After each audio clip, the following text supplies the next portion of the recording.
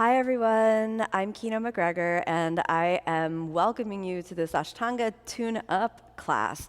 Today we're going to take a look at Warrior 2 position or Virabhadrasana B. Now I've been practicing and teaching Ashtanga yoga for more than 20 years and I've seen the way that this asana has evolved and I want to encourage you to find the way to make it work for your body. So let's get started in a standing position. So come on up to standing, take a step out to the right side and then I want you to explore how wide apart you want your feet to be. We start off with the feet in parallel position and then externally rotating your right hip joint. And when we externally rotate the right hip joint, it's actually really common to displace the hips a little bit. In the warrior pose, when that happens, you'll shorten the space between the ribs and the hips on one side and lengthen on the other side. And if we're wanting to do an extended warrior or something like that, that could be useful. But for warrior 2 position, try to keep the hips as level as possible. Then notice that the pelvis wants to be in a neutral position, not tucked under and not overextended. A neutral position is one of the hardest to actually feel. So let's find that external rotation on the right side, which should set your right heel somewhere in the middle of your left arch. Then you'll bend the right knee. And this will kind of give you the space where you can explore how far down do you want to be. If you're at an angle and the knee is a little back, this can protect a little bit the body, so that might feel good for you. If you have the flexibility and the strength, you may explore bringing your knee down directly over the ankle and aiming your thigh parallel with the ground. I would recommend that you try not to bring your pelvis too much below, otherwise we can kind of get beyond the comfortable joint range. Watch your back foot. It's really common to externally rotate that as well. We can just find a good space where there's support through the ankle, and again, we're checking the pelvis. The next thing is the navel draws in. Now remember, not tucking the tailbone, not extending the tailbone back, just a nice neutral position. The ribs lift away from the hips, and this is kind of where the integrity of the asana comes from. So we're breathing into the rib cage and the rib cage lifts away from the hips as the hips reach down. And that's a counterbalance of opposing forces. As you push down into the legs and the chest rises up, then you feel that the body is really kind of floating in a sense. Then we extend the arms. When you extend the arms, you don't want to pinch the shoulder blades together because it just shortens the spine. We don't want to raise the arms too much up because again, we miss the kind of center line orientation. And then draw the shoulder blades away from each other. And then if you've taken a yoga drills class with me, you know I use arms out to a T shape. So this is that same feeling of reaching the arms equally in both directions. Straighten the leg, and then we'll explore it on the other side. So you're going to externally rotate the hip joint. And you see how my hip popped up? It's totally natural for that to happen. But if you were to take your warrior down, you'd end up kind of, really reaching too much forward. If you want to consciously reach forward, that's one thing. But if this is an unconscious pattern and we're unaware of where our center line is, that's what we're working with. All of the asanas are tools to help us with our mind-body awareness. So again, we're checking the distance, bending the knee down, exploring if you want to keep it a little up or if you want to go down.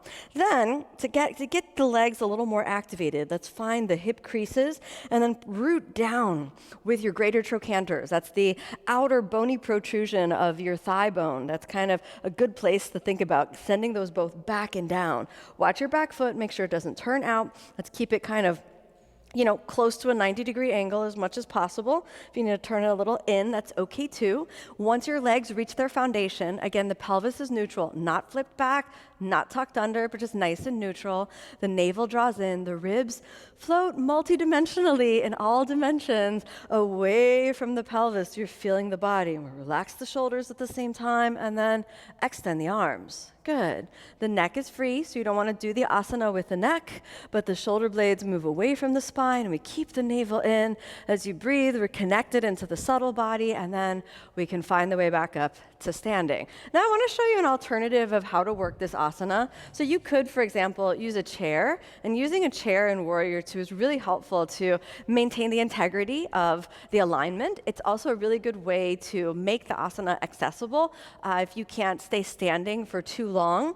I am not that tall, so I need a block to support my foot. So when I move into Warrior 2 on the right side, the way to get into this on the chair is to place your hips on the chair and find the position where your sitting bones can be level. Then using the external rotation of your right hip joint, you can externally rotate out to the side, placing the foot on the block, or if you're tall enough, you can put your foot right down on the floor. You just want to find the architecture that really best supports the body. Next, you're not sitting sitting in the chair and giving all of your weight to the floor. You're using the chair as an assist. So you're going to think about how can you find that connection into a neutral pelvis, so the pelvis is activated, the ribs are away from the hips, and you're feeling both sitting bones maintain contact with the seat of the chair. And then we extend the arms. So this is a good way to, again, test the feeling of the alignment of your body so that you can figure out which hip may lead you out of alignment. And so all the asanas, again, are here for mind-body awareness.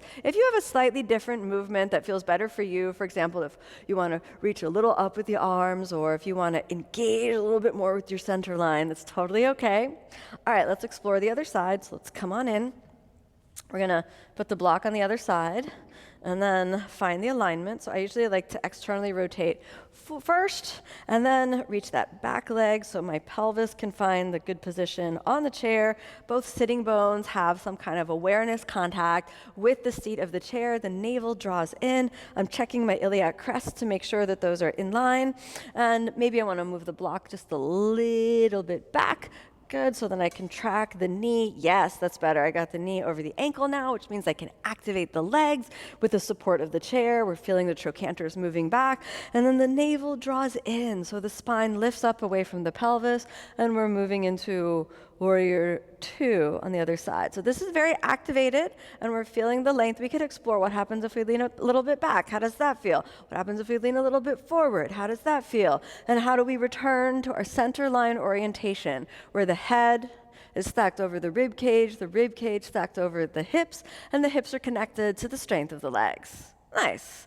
All right, let's find our way back to the center. Okay, so in our Warrior Two pose, I'm just gonna stay in the chair here now. So in our Warrior Two pose, you're really trying to feel this balance of opposing forces where you're rooting down with the strength of the legs while lifting up through the center line of the body. And the thread that ties it all together is awareness. So you're constantly being aware. If you have awareness in your body and you're aware of what you're doing and why you're doing it, there may be another technique that helps you feel your stability and your center line in Warrior Two. So I encourage you to explore that. There's no absolute answer to any technique. Treat this tune-up as kind of a way to bring more awareness into different parts of your asanas. So take this inspiration, get on the mat, keep practicing.